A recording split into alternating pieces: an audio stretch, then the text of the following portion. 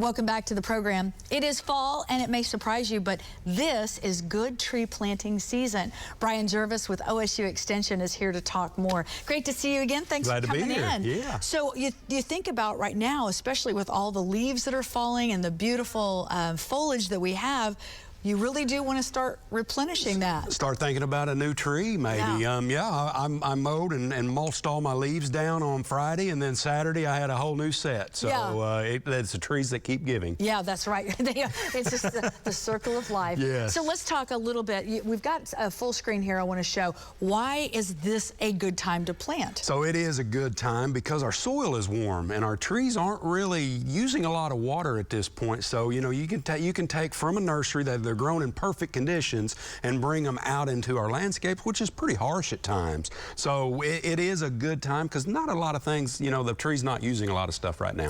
And are there particular types of trees we want to be looking at? So a lot of deciduous trees, you know, a lot of our shade that we call shade trees are going to be the good ones. But any trees and shrubs, it's just a good time of year also because the nurseries have kind of stocked up a little bit on the fall, and they tend to cut prices because they don't want to have to water them and take care of them all winter long. Right, for sure. Okay, let's talk a little bit about mulching, because that is one of the things that you say can really make a difference. Yeah, the number one thing, if you don't do anything at all, mulch your tree in. And a lot of different mulches out there, and they're all kind of the same. It's just it's a matter of preference at that point. But yeah, what it does, it holds moisture in. It keeps them insulated, which is really important in the wintertime, and it just kind of spruces up the landscape a little bit, kind of finishing off that landscape. I know a lot of us lost trees over the storms that we had during the summer, so now is the time to start thinking about it. I know we have a variety of the tree pictures I want to show, and I know, you know, there are certain types of trees that work better in particular types of soil. That's correct. Yeah, our soils here are tight, and then some are sandy, so we kind of got all around. But you know, I went out to a nursery last week, and then beautiful pictures. You know, a lot of those trees are still going to have the color on them. So if you're going to pick those trees out by color, if you're after color, now's the good time. You know, that's a good shot of some large trees coming in on a semi. Yeah. But again, a good time because they're kind of dormant. They can get their roots kind of going a little bit before winter, and then kind of go dormant this winter. So good time to go out to the nurseries, find out what they have. I love those trees. What are they? Those are columnar arborvitaes. Oh, well, easy for you to say. That's the reason I love them, because I can't pronounce them. Yeah.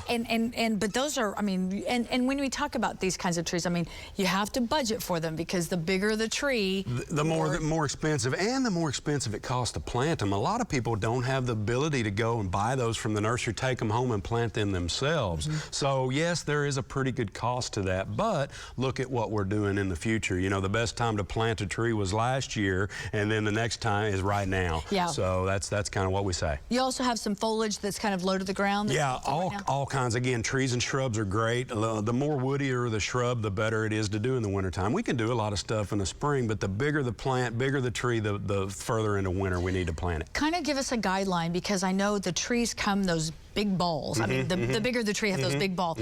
How do you go about planting? How deep? Planting's it's not too difficult, so we don't want to go deeper than the root ball height. Okay. So we don't want to dig deeper, because what'll happen, it'll settle down and then end up be too far down. So we want to go about the same height and a couple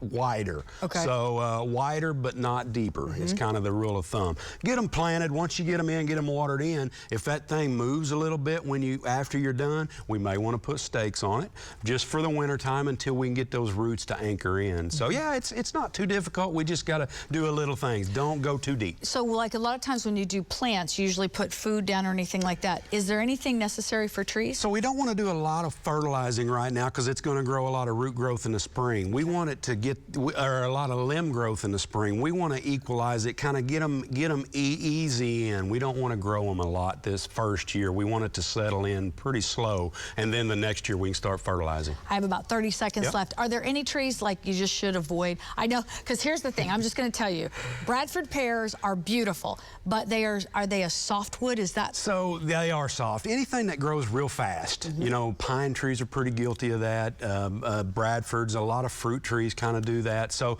you know, you kind of, and then oak trees kind of on the opposite side are real slow growers, but they're real tough. Right. So you've kind of got to give and take. But, you know, I would go out and trust those nurserymen out there and just ask them around, tell them what you've got. Take some photos of your backyard, you know, a far shot, maybe a front shot. They can give you an idea and actually go and show you, and then you can kind of decide from there what you want to choose. Good suggestions. Yep. I appreciate it. We look forward to seeing you again. Absolutely. Brian Jervis with the OSU Extension office.